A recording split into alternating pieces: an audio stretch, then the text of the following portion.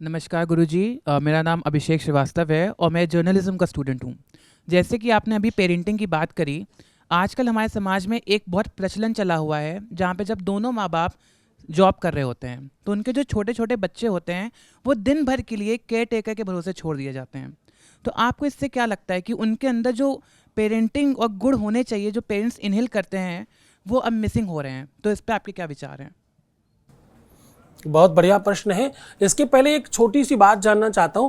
अगर हम लोग कश्मीर में होने वाले सेब के पेड़ को यहां लगाएं तो क्या होगा? कुछ आइडिया है? नहीं चलेगा सर। नहीं। क्यों? बिकॉज उसके पास वो एनवायरनमेंट नहीं है जो सूटेबल एनवायरनमेंट चाहिए होता यही जवाब है आपके लिए।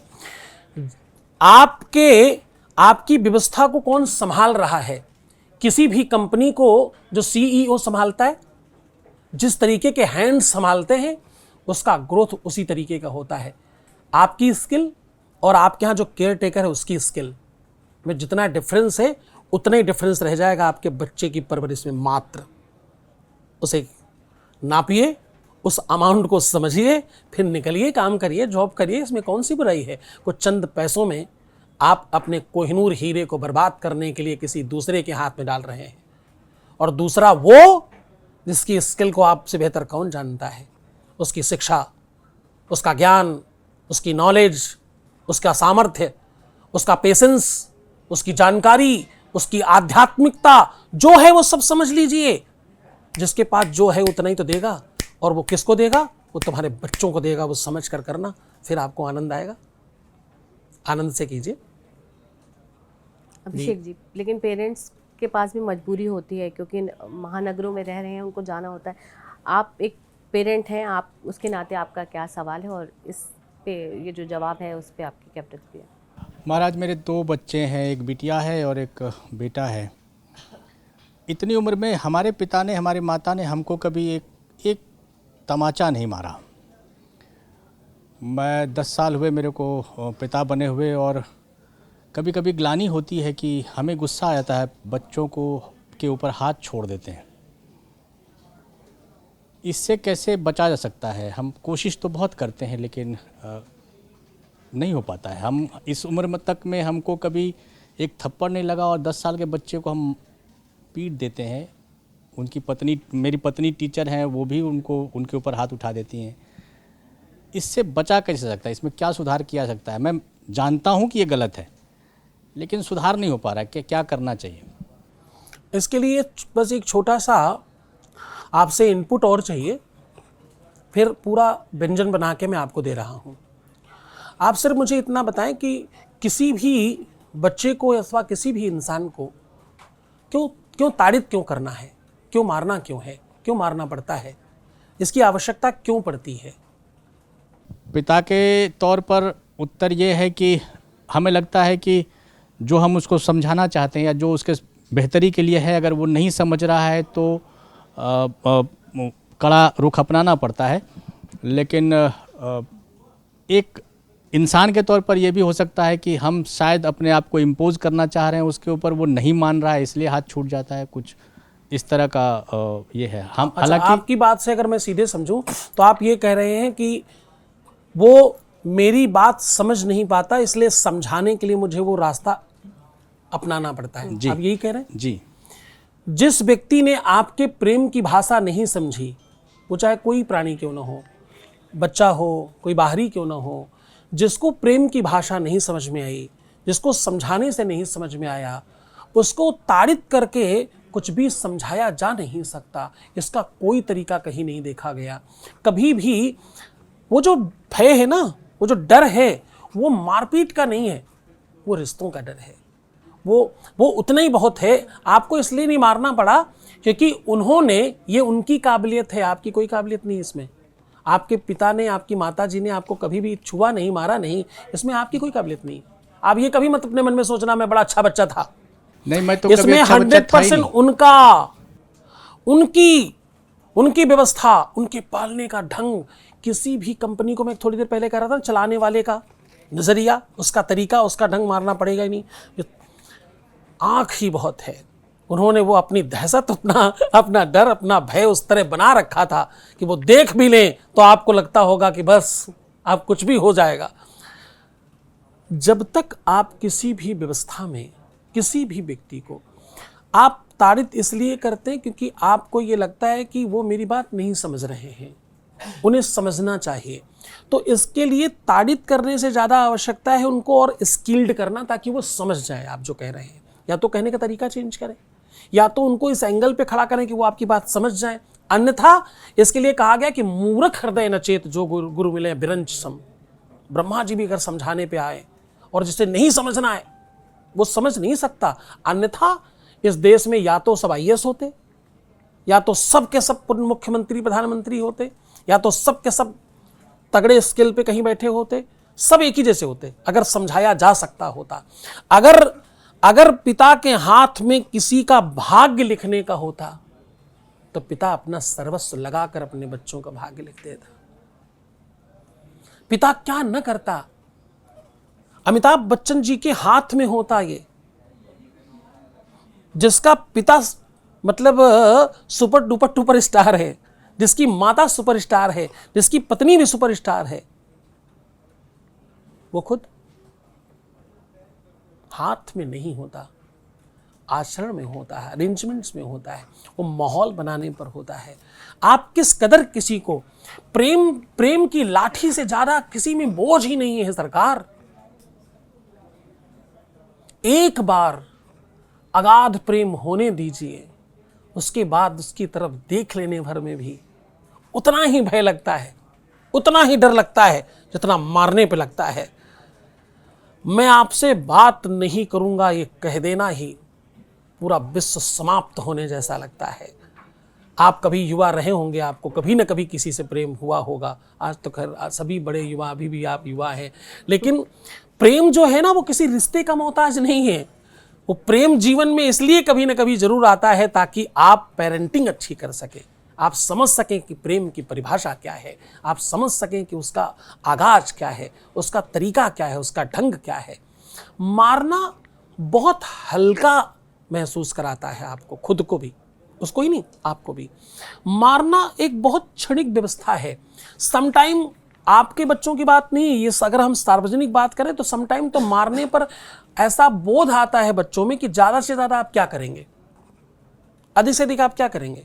पीछे कुछ बच्चे बैठे हैं, मैं गलत कह रहा हूं? क्या लगता है ज्यादा से ज्यादा क्या करेंगे? मारेंगे ही तो, और क्या करेंगे। मैं आपको एक उदाहरण बताता हूं। मेरे नाना जी के साथ में बहुत रहा। मेरे नाना जी ने एक बार मामा जी को देखा कि वो सिगरेट पी रहे हैं। मैं उनके साथ ही था नाना जी के, मैंने भी देखा जो उन्होंने कहा, मैंने भी देखा। अब वो तो देख के चल पड़े, मैं उनका बार बार कुर्ता खींच रहा हूं। हेलो हेलो, उधर देखो, उधर देखो, उधर देखो। वो चुपचाप। अब जब मैं बिल्कुल नहीं माना तो उन्होंने मेरा हाथ पकड़ा और तेजी से आगे लेके गए। मैं बड़े बचपन से जिज्ञासु, मैंने कहा ये क्या चमत्कार है, मुझे तो आप, मैं वो कंचा भी खेल रहा हूं तो आप मना करते हो। वो तो पूरा BA MA की क्लास की बुक पढ़ रहे हैं, आप उनको कुछ नहीं बोल रहे हो। हमें कौन सा दोष है, आप मुझे कहते हो उनको नहीं कहते, वो बड़े हैं इसलिए। नहीं, बोले मैंने आज इसलिए उनको कुछ नहीं कहा क्योंकि आज मैं उनको अगर उसी समय पकड़ता और उसी समय कुछ कहता तो उनको क्या लगता कि अब तो इनको पता चल ही गया है, अब क्या दिक्कत है, अब तो सामने भी पीने में कोई संकट नहीं होगा। बोले वो जो थोड़ा पर्दा बचा है वो भी समाप्त हो जाएगा, इनको अलग तरीके से समझाया जाएगा, फिर बैठेंगे, फिर बातचीत करेंगे। तो समझाने के, कहने के, बताने के ढंग हैं अपने अपने। कोई मार कर, कोई डांट कर, कोई डपट कर, कोई प्रेम से, कोई बिठा कर, कोई चला कर, कोई दिखा कर, कोई उदाहरण देकर, अलग अलग तरीके से समझाता है। अपना अपना तरीका है, आपको अपने तरीकों को परिवर्तित करना चाहिए। मुझे ऐसा लगता है कि आप बहुत व्यवस्थित हैं, समझदार हैं, और क्योंकि आपने वो सब देखा है पेरेंटिंग जिसमें बिना किसी को ताड़ित किए हुए भी सुव्यवस्थित रखा जा सकता है, तो उसी अनुभव को, जो अनुभव पाया है, उसी अनुभव को आगे बढ़ाइए। क्योंकि मारना आपको कमजोर बताता है। मारना क्या कहता है? आप असफल हो गए, आप समझा नहीं पाए, मैं अबोध सही, मैं अज्ञानी सही, तुम समझा क्यों नहीं पाए भाई? समझाओ ना मुझे, 10 बार बताओ, 50 बार बताओ। मेरा टीचर मुझे समझा नहीं पाए, मुझे केवल पीट रहा हो, टीचर ही मूर्ख है। फिर तो मुझे नहीं आ रहा तो नहीं आ रहा ना, नहीं आ रहा इसमें कैसे कह दूं आ रहा है, और क्यों कह दूं मैं आ रहा है? आपने मुझे 4 बार बताया ए फॉर एप्पल होता है, मुझे नहीं समझ में आ रहा ए फॉर एप्पल होता है, आप अलग तरीके से बताइए। जब तक नहीं आ रहा तब तक बताइए, आपका काम है ये। हमारा दोष है क्या, ये मुझे नहीं समझ में आया। मैं समझने की कोशिश नहीं कर रहा हूं क्या? आपको लग सकता है, मुझे नहीं लग रहा, मैं तो देख रहा हूं, मैं कोशिश कर रहा हूं, मैं प्रयत्न कर रहा हूं। इसका जवाब बड़ा है, विशाल है। सूक्ष्मता में हमने जो अनुभव ग्रहण किया उसका पालन करें। मारना ताड़ित करना उल्टा है, उससे सुधारा नहीं जा सकता, उससे बिगाड़ा भी जा सकता है। तो जिससे दोनों चीजें हो सकती वो नहीं करना, जिससे सिर्फ सुधारा जा सकता वही करना है। गुरुजी, पेरेंट्स में बड़ी तरह के अब कंफ्यूजन भी रहता है। एक तरफ जैसे अब अभिषेक जी कह रहे हैं कि उनके पिताजी ने कभी मारा नहीं, इन्होंने मारा तो ये नाराज़ है। एक तरफ अंकिता हैं, हम उनके हाथ पे टैटू देख सकते हैं, उन्होंने मातृ पितृ देवो भव लिखा रखा है। ये रिस्पेक्ट से लिखवा रखा होगा, या इतना प्रेम होगा, या इतने आपके पेरेंट्स फ्रेंडली होंगे? तो इन सब के बीच सामंजस्य बन नहीं पाता। आजकल के पेरेंट्स तो फ्रेंडली बनने की भी कोशिश करते हैं, लेकिन वो दोस्ती हो ही नहीं पाती। अच्छा, क्यों लिखा है आपने? स्वामी जी, मुझे ये लगता है कि जो हमारी संस्कृत, जो हमारी भाषा है, वो कहीं ना कहीं विलुप्त होती जा रही है। तो मुझे अच्छा लगता है कि आप अपनी जो भाषा है उसको संजो कर रखें। और ये मुझे लगता है कि बहुत अच्छा एक संस्कृत में लिखा हुआ है और इसका अर्थ भी बहुत अच्छा होगा। जो भी देखेगा मुझे लगता है कि उसको अच्छा ही लगेगा। मैंने खुद के लिए करवाया अपने लिए कि मुझे अच्छा लग रहा है, और बाकी भी अगर कोई देखता भी है तो उसको भी अच्छा लगता है। तो ये पॉजिटिव तरीके से है मेरे लिए। अच्छा, मतलब आपने इसलिए लिखा है क्योंकि ये संस्कृत में है। माता पिता के प्रति आपका स्नेह है, वो भी है, प्रेम उतना ही है, उतना ही है, ऐसा नहीं है। जैसा लिखा है जैसा लिखा वैसी है ही वैसे। मान्यता भी है। बिल्कुल, मतलब मातृ पितृ देवो भव, जैसा सर। माता पिता मेरे लिए भगवान जैसे हैं, हाँ। या ईश्वर ही हैं। जी, जैसे अभी आपने स्टार्टिंग में भी कहा कि जो माता पिता हैं वो ईश्वर के समान है। तो इसमें एक छोटी बात मुझे और समझनी है ताकि मैं और भी लोगों को कभी बता पाऊं। मातृ पितृ देवो भव, ये आपने माना, इसमें आपकी महानता है या माँ बाप की? मुझे लगता है कि माँ बाप की है। वो ऐसे थे कि आपको मानना पड़ा? हैं वो ऐसे अच्छे हैं, मतलब वो हमेशा ऐसे से हैं अच्छे हैं। इसलिए आपने माना? बिल्कुल। या आपने मान रखा है, आपकी मान्यता बड़ी है, आप बड़े समझदार हो, शिक्षित हो, पढ़े लिखे हो, आप दुनिया से अलग हो, आपको संस्कार अच्छे मिले, इसलिए आपने मान रखा है कि वो भगवान जैसे हैं। वो भगवान जैसे हैं इसलिए आप मानती हैं, अथवा आप मानती हैं कि वो भगवान हैं? दोनों इक्वल है मेरे लिए। इक्वल है जी, बस यही जवाब है। देखो अभिषेक जी, माँ बाप भगवान जैसे हैं इसलिए ही हम मानते हैं। हम मानते हैं इसलिए थोड़ी भगवान है। हम क्या है, हमने तो वही माना है। हम सब हाड़ मांस से बने हुए लोग हैं। हमने वही माना सदैव जो हमें सिखाया गया। एक मैं अभी कहीं पढ़ रहा था, एक बेटे ने अपनी मां को ऑस्ट्रेलिया ले जाकर कहा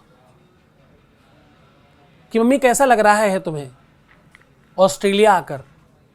तुमने कभी सोचा था कि मैं कभी ऑस्ट्रेलिया जाऊंगी?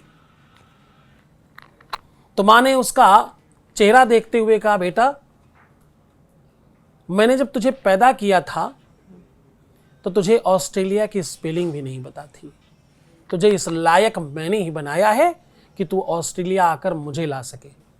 ये मेरी ही तपस्या है, मेरी ही साधना है।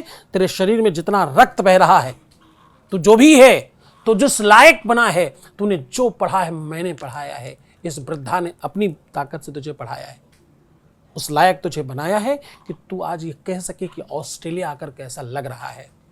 वैसा ही लग रहा है जैसा एक पेड़ को लगाने वाले को लगता होगा कि फल उससे पूछेंगे खा के कैसा लग रहा है। बहुत परिश्रम के बाद फल मीठा खाकर अच्छा लगता है। क्यों? क्योंकि उस पर बहुत परिश्रम किया गया है।